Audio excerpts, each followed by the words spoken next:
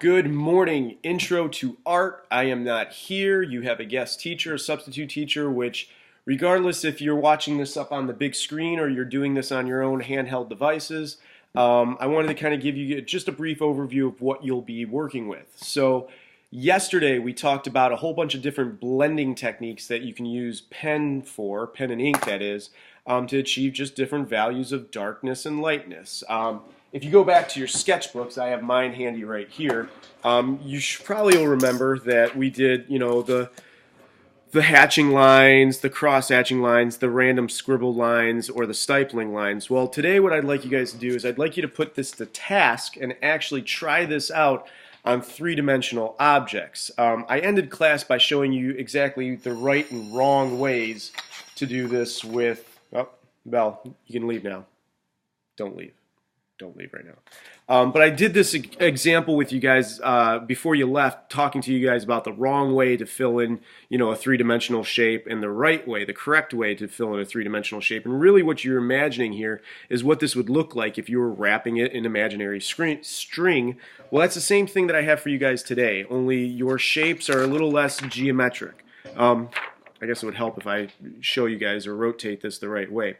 So you'll start off by entertaining the first three geometric shapes, which are regular shapes. These are things that have names that you know specifically what they are and probably are a lot more familiar to the eye. You have the cylinder, you have the cube, and then you have, I don't know, the prism, the pyramid, I don't know. But you have the triangular form, whatever. You have some forms here that are pretty regular, right? I mean, it's really easy to figure out what way you would go wrapping these around.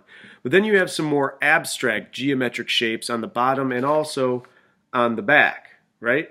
What I'm looking for you guys to do is follow the designation right here and fill those in with the various shades that you believe should be there. So for example, you can see like right here, here's a cylinder. What would this look like if you were wrapping it in string, but what would you more importantly look like if you were doing one of the blending styles, for example, like stipling? Well, I can show you that if I just bend this down real quick, right?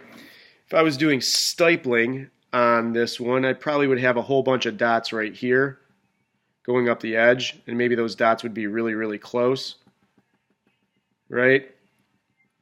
And they would be curving around, but as I would go a little bit further out this way, maybe those dots would tail off a little bit, and maybe they would just be separated, right? Over here for the cube, if I was using hatching lines, well, I could come in, well, I guess it would help to see, and I could maybe wrap the string around this way, but then it would go backwards this corner along a separate side or separate plane, right? Now, of course, to make these things appear darker and lighter, your lines would just be closer together, or if you were using stipling as your blending mode, or I'm sorry, blending mode, I'm using graphic design terms. If you're using stipling or scribble lines, those various characteristics that you make with the pen would change depending upon which style is designated right here. So as you can see, this bottom portion right here says hatching. So what I'm looking for is I'm looking for you to do hatching lines in all three of these examples, showing where the darkness and the lightness are actually at on these three-dimensional forms. The back side, as you can see, has different designations. Whoop, gotta spin it the right way. So up here you'll do cross-hatching, and down here you'll use stipling. And as you can see, there is going to be an issue that you run into. If you use marker directly on this piece of paper, it's going to bleed through. So you might have to trace some of these in your sketchbook, which isn't a big issue or anything. I mean, we've already done that before with the value scale. You just shade the outside and press it in your sketchbook. But I am looking for you guys to complete this throughout the hour.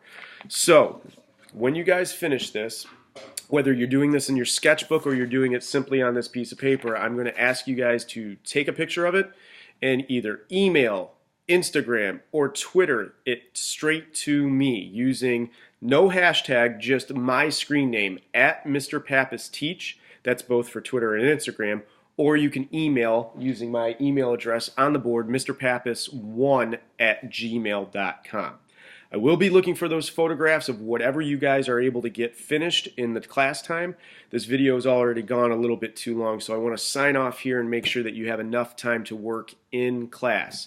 You guys will be able to use the Sharpie pens, but make sure that you're working from this reference sheet, or else this is going to be really, really difficult for you. All right?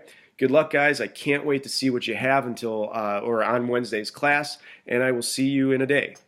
Bye.